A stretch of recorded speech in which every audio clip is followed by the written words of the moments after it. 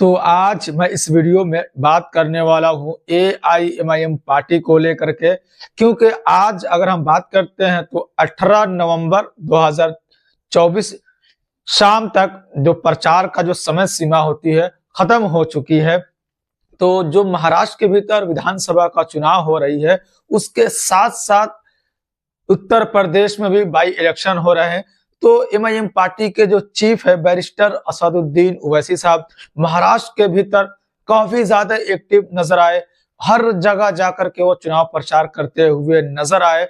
काफी जो जब वो स्टेज पर जाते थे तो उनके अंदर की जो आप देख सकते हैं कि कई लोग कहा करते हैं कि जब वो स्टेज पर चढ़ते हैं तो काफी गुस्से में नजर आते हैं। उनके दिल की जो बात होती है वो जुबान से निकलती हुई नजर आती है। तो आज हम बात करते हैं 18 नवंबर 2024 की।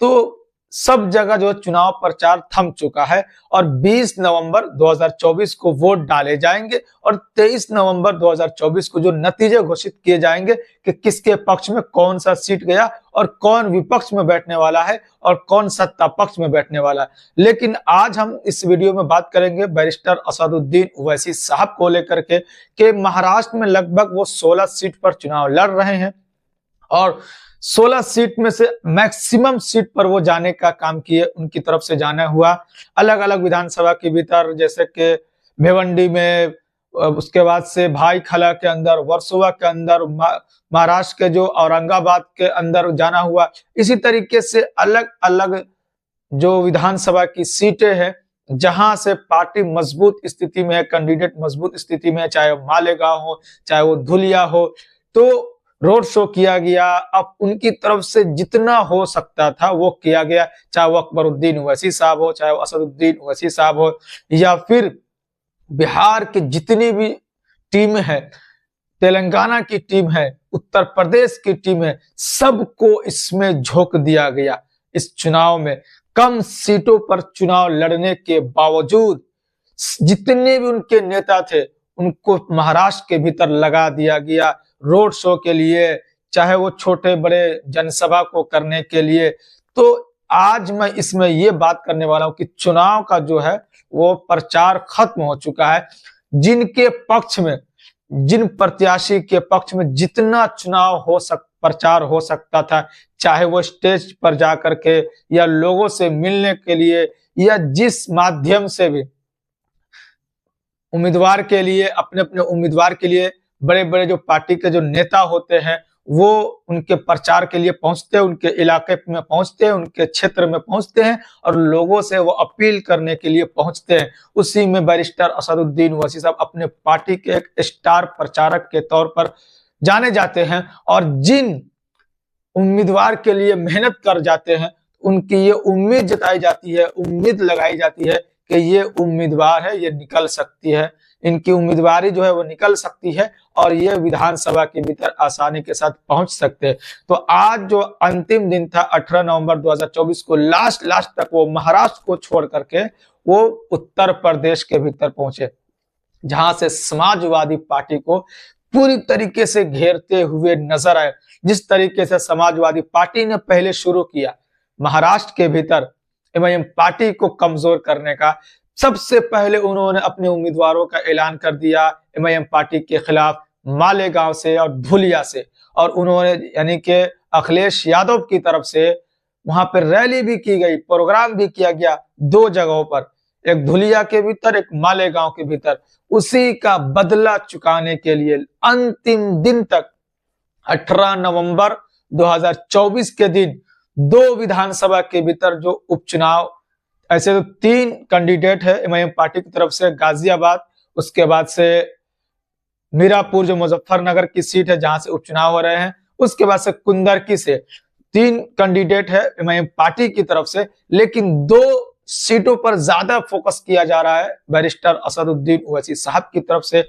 इन दोनों जगहों पर रैली की गई, जनसभा किया गया बैरिस्टर असदुद्दीन ओवैसी साहब की तरफ से, लोगों से अपील किया गया और भारी लोग ज्यादा तादाद में इनको सुनने के लिए भी आए। और इस बीच अगर हम बात करते हैं कि इन्होंने भाषण दिया तो इसमें आजम खान को याद किया गया, अब्दुल्ला आजम को याद किया गया, उनके कुर्बानियों को याद किया गया और सबसे ज्यादा इस कुंदरकी विधानसभा के भीतर और मीरापुर विधानसभा के भीतर प्रोग्राम के भीतर अगर किसी पर ज्यादा हमलावर नजर आए तो वो समाजवादी पार्टी के प्रमुख अखिलेश यादव पर। इसलिए क्योंकि हमेशा वह कहते हैं कि इनको सिर्फ मुसलमानों का वोट चाहिए और कुछ नहीं चाहिए। जैसे कि अभी आपको पता ही है कि अब्दुल्ला आजम और आजम खान जेल में है। हमेशा बैरिस्टर असदुद्दीन ओवैसी साहब कहते हुए नजर आते हैं कि ऐसा क्या वजह है कि हमेशा लंबे समय तक अब्दुल्ला आजम और आजम खान जेल में रहते हैं, लेकिन जो पार्टी के जो प्रमुख है वो कभी जेल नहीं जाते हैं।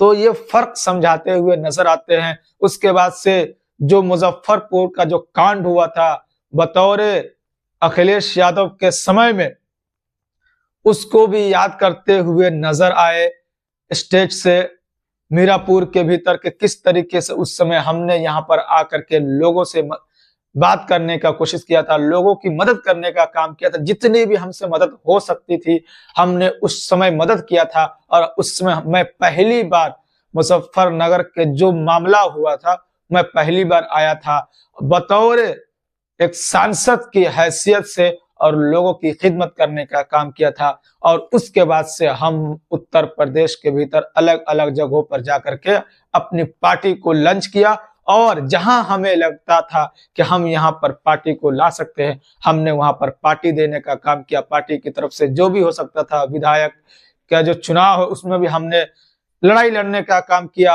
और अलग अलग तरीके से हम यहाँ पर काम करते हुए नजर आ रहे हैं। हमारे पास अच्छे खासे यहाँ पर कॉर्पोरेटर है। जिस तरीके से समाजवादी पार्टी को लेकर के आग बबूला नजर आते हैं बैरिस्टर असदुद्दीन ओवैसी साहब, और जहां पर असदुद्दीन ओवैसी साहब को देखते हैं वहां पर आग बबूला नजर आते हैं अखिलेश यादव। तो ये दोनों का जो 36 का आंकड़ा एक तरीके से बोल सकते हैं हमेशा आमने सामने नजर आता है देखने को। ये इनके सीट पर जाते हराने के लिए, ये उनकी सीट पर जाते हराने के लिए। ऐसी उम्मीद लगाई जा रही थी कि उपचुनाव जो है लगभग जो 3 सीट पर पार्टी लड़ रही है एमआईएम पार्टी, तो यहाँ पर चुनाव प्रचार मतलब बड़े पैमाने पर नहीं किया जाएगा। लेकिन बैरिस्टर असदुद्दीन ओवैसी साहब खुद यहाँ पर पहुंचे चुनाव प्रचार करने के लिए। अपनी तरफ से अरशद राना जो कि मीरापुर से कैंडिडेट है एमआईएम पार्टी के, और हाफिज वारिस जो है वो कुंदर की जो विधानसभा में बाई इलेक्शन हो रहे हैं वहां से उनको प्रत्याशी बनाया गया। और इन दोनों के पक्ष में आज अंतिम दिन तक चुनाव प्रचार करने के लिए पहुंचे। महाराष्ट्र को छोड़ करके महाराष्ट्र में बड़े बड़े दिग्गजों की किस्मत जो है अब थम चुकी है। अब जो है वो चुनाव प्रचार की जो प्रक्रिया है वो बंद हो चुकी है और अब जो दिन जो है वो करीब होता जाएगा 20 नवंबर के दिन, जो पोलिंग का जो समय है, पोलिंग का जो डेट है। और उससे पहले जो भी हो सकती थी पार्टी के जो बड़े बड़े नेताओं के तरफ से अपने पार्टी के पक्ष में, अपने पार्टी के प्रत्याशियों के पक्ष में, वो सब करने का काम किया। चाहे वो भाजपा की तरफ से, चाहे वो इंडिया अलायंस की तरफ से, चाहे वो महायुति की तरफ से जो महाविकास अघाड़ी इंडिया अलायंस के उनकी तरफ से, या अलग अलग दल की तरफ से, सबने अपना अपना दम दिखाने का काम किया। अब बारी है जनता को फैसला करना है 20 नवंबर को कि हमारे इलाके में हमारे लिए कौन बेस्ट होगा। चाहे वो मानखुर्द शिवाजी नगर की बात करे या फिर इम्तियाज जलील साहब की बात करें या नासिर सिद्दीकी साहब की बात करें या सैयद मोइन साहब की बात करें या वारिस पठान साहब की या फैयाज अहमद खान की, तो ये जनता को तय करना है कि हमारे लिए कौन बेस्ट है। और हमारे लिए कौन बेस्ट इसलिए है कि हमारे लिए हमेशा कौन हमारे सामने नजर आएंगे, हमारे लिए हर मुद्दे पर बोलते हुए, हमारे हर समस्याओं को सुलझाने का काम करते हुए कौन ज्यादा हमारे लिए अच्छा रहेगा, उनको चुनने का समय अब जनता के पास है। जो मत का इस्तेमाल करने का जो जनता का एक अधिकार है वो 20 नवंबर 2024 को इस्तेमाल किया जाएगा। सब अपने अपने प्रत्याशी के पक्ष में, अपने अपने पसंदीदा जो प्रत्याशी होंगे उनके पक्ष में अपने मत का इस्तेमाल करेंगे। तो ये महाराष्ट्र से खबर निकल कर आई है। 18 नवंबर 2024 को जो भी प्रक्रिया थी चुनाव प्रचार करने की, जनसभा की, वो सारी खत्म हो चुकी है, थम चुकी है। शाम 4-5 बजे तक। उसके बाद से अब 2 दिन इंतजार करना होगा, 19 और 20 को फिर पोलिंग होगी और 23 को रिजल्ट सामने आ जाएगा किसके पक्ष में नतीजा गया। तो आगे जो भी अपडेट निकल कर आएगी महाराष्ट्र को लेकर के या आगे जिस चीज को लेकर के, वो फिर से मैं किसी और वीडियो के साथ आप तक पहुंचाने का कोशिश करूंगा।